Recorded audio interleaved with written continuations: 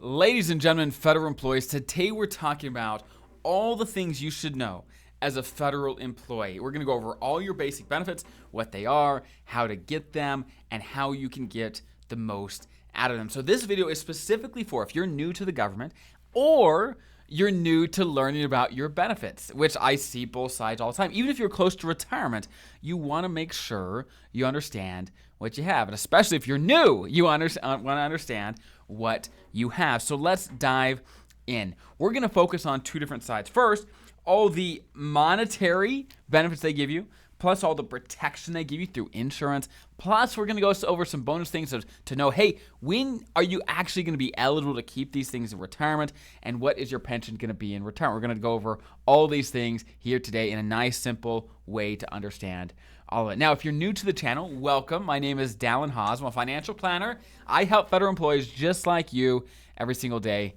and I love it. So let's talk. So let's start with the money side. So long story short, there's a ton of benefits you get as a Fed to have more income in retirement. The first being your pension.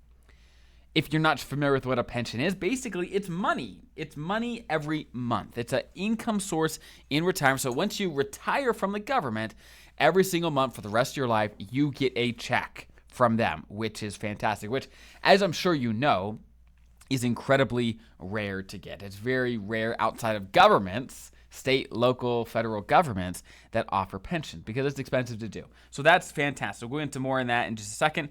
Next, thrift savings plan or TSP. This is your 401k. This is where you can save money, invest it, let it grow. The government gives a 5% match. So what that means is if you put 5% of your salary into TSP, they will also put 5%. So a total of 10% of your salary is going into your thrift, your 401k, TSP, and you can invest that, and you want to, of course, grow it over time. And there's different investments. I've got whole videos if you want to know the different investment options and which are best. You can check those out based on your situation.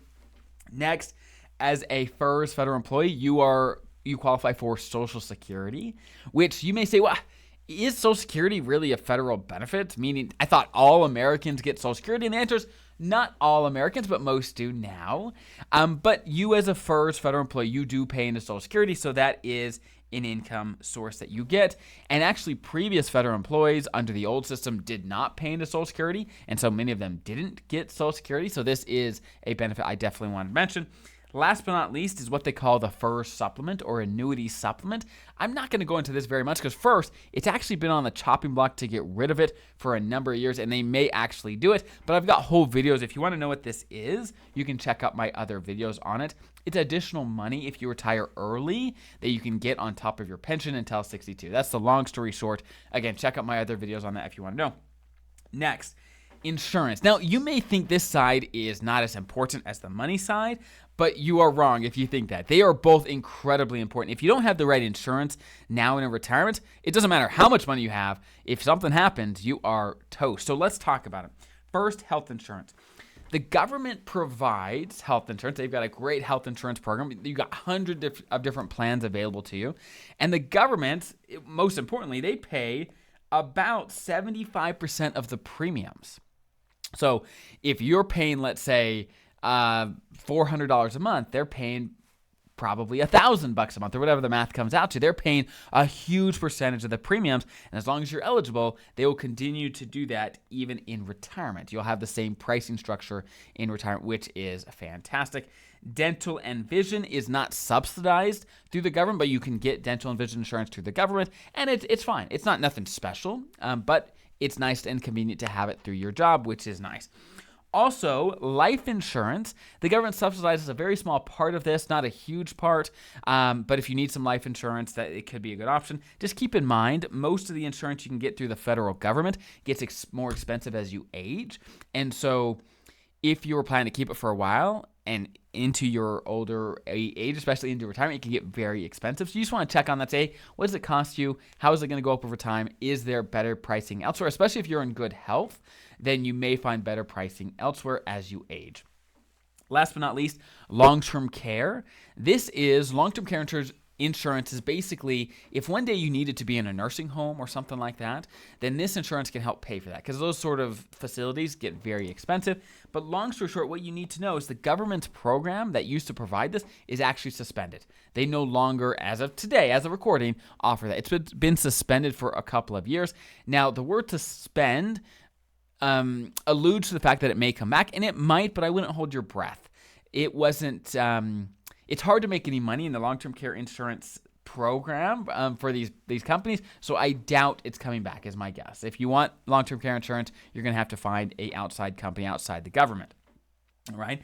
Now, those are some of the key benefits you have as a Fed. Again, the income you'll have in retirement and the insurance. But how can you make sure you actually get these benefits? Well, first, you got to know when you're eligible for retirement, because if you're not eligible for a retirement, you just leave the government.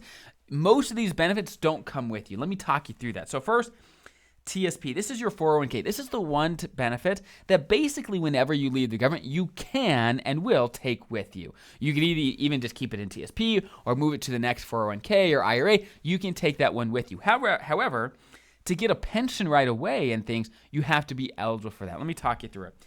Here's the criteria for a normal federal employee to get a pension right away with no reductions. And that is, you have to meet one of the following criteria. Number one, you've got to retire at your minimum retirement age, which is around age 57. You can look up a chart that shows, but it's around age 57 for everybody. And you have to have at least 30 years of federal service, so 30 years with the government, to qualify right at about age 57. That's number one. Or at age 60, all you need is 20 years of federal service, again, to get a pension right away. And also, if you qualify for any of these three I'm about to talk about, you could also normally, in the vast majority of cases, keep things like health insurance, dental, vision, life insurance. You can keep those as well, okay? So again, age 60 with 20 years is the next criteria, or age 62 with 5 years. So basically, as you age, as you get closer to 62 and beyond, the years of service requirement goes down. Meaning, if you're only 57, you need 30 years to be eligible for retirement. But if you're 62 plus, you only need 5. Okay. Now, just know your pension, how it's calculated, is based on years of service. So if you have more years of service, your pension will be bigger than someone that doesn't have as many years of service. But being eligible for a full pension does make a big difference, because it allows you to keep the insurance that you need as well. Okay. Now, let me give you just a sense because if you're not familiar with this system, let me give you a sense for what your pension is going to be in dollars and cents.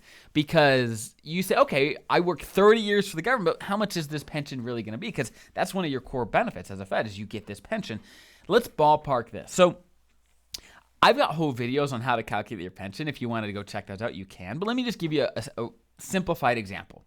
Your pension is based on your years of service, so let's use a Y for that, multiplied by what they call your high 3, okay, which is simply, they look at the 3 years of your career you got paid the most, and they average those together, and that's your high 3. So basically, your salary near the end of your career is normally what it is. And so let's say for you it's $100,000, okay?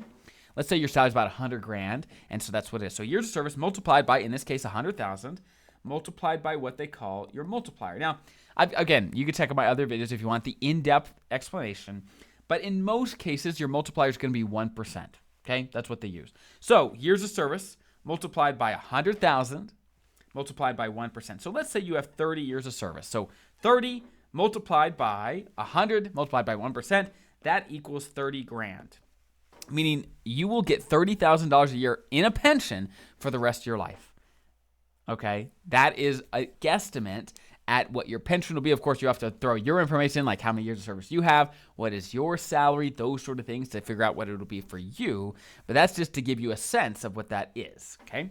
So that is a summary of all the core benefits you have as a federal employee, whether you are brand new to the government or just trying to figure this all out. And if you want to know any more about any of these topics, I've got videos on all of them. If you want more in-depth information, this again was just an overview, so you have a sense for what exists so that you can dive in deeper to the ones that you need to know more about. So I hope that's helpful. I'll see you guys in the next video.